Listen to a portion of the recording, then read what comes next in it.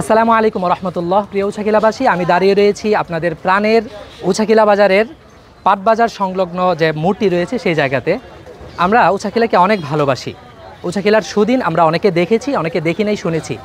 কিন্তু আমি কোনো কর্তৃপক্ষকে দায়ী করছি না। আমি শুধু বলতে চাচ্ছি যে বাজারের এমন গুরুত্বপূর্ণ একটা জায়গায় এভাবে উন্মুক্ত পরিবেশে ওয়াশরুম, এখানে দাঁড়িয়ে থাকা আমার জন্য কষ্টকর হচ্ছে। চারপাশের মানুষের বিষয়টা আমি ঠিক জানি না, তারপরেও আপনাদেরকে জানাতে চেষ্টা করব। প্রচণ্ড দুর্গন্ধ কিন্তু আমি এই জায়গা থেকে পাচ্ছি। এখানে যে উন্মুক্ত পরিবেশে যে ওয়াশরুমের ব্যবস্থা, সেটার দেয়াল ভাঙা, এগুলো কি অবস্থা হয়ে রয়েছে। আমি একটু ক্যামেরাম্যানকে বলবো আপনি যদি একটু এই পাশটা দেখান, যে এখানে যে আমরা মূত্রগুলো বিসর্জন করতেছে মানুষ, সেগুলো আবার এপাশ দিয়ে এসে একেবারে উন্মুক্ত, এখানে কিচ্ছু নেই।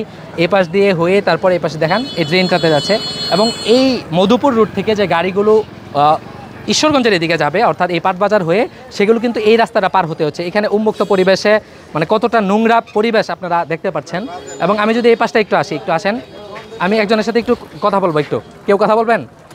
আচ্ছা, এখানে কি খুব বেশি পরিবেশটা কেমন বলেন? বাজে পরিবেশ, দুর্গন্ধ কি পাচ্ছেন? আচ্ছা, আমরা দেখছি যে এটার আশপাশে কি আছে আমি একটু প্রথমে দেখাই। এই পাশে ফলের দোকান, এই পাশে মুনিয়ারি দোকান, সাথে বিস্কিট টিস্কিটের দোকান আছে, এই পাশটাই মিষ্টির দোকান। অর্থাৎ চারপাশ মিলিয়ে মানে এত খাবারের একটা পরিবেশ বলা চলে। এরকম খাবারের পরিবেশের মাঝে এরকম অস্বাস্থ্যকর উপায়ে উন্মুক্ত পরিবেশে এরকম ওয়াশরুম। একটু কাছে আসেন, দেখেন দেয়াল ভাঙা, এবং এপাশ থেকে পাশের যে ফলের দোকান, ফলের দোকানের একদম টিন লাগোয়া, এখানে টিস্যু ফেলতে হয়। দেখেন, দেখে আসেন। আমরা যেখানে সচক্ষে দেখছি সেখানে ক্যামেরায় দেখলে কারো খুব একটা খারাপ লাগবে না। এখানে আমরা দেখছি যে একজন কিন্তু তার প্রয়োজন সারছে। ফলের দোকানের পাশে এইভাবে টিস্যু ফেলা, তারপরে এরকম মানুষের যে ময়লাগুলো সেগুলো উন্মুক্ত পরিবেশে আসা, এটা আসলে কারা দেখবে না দেখবে আমার সেটা দেখা বিষয় না, বা কে কর্তৃপক্ষ সেটা জানে না। কিন্তু আমি উছাকিলাবাসী সবাইকে বলতে চাই যে আমরা এমন উছাকিলা দেখতে চাইনি।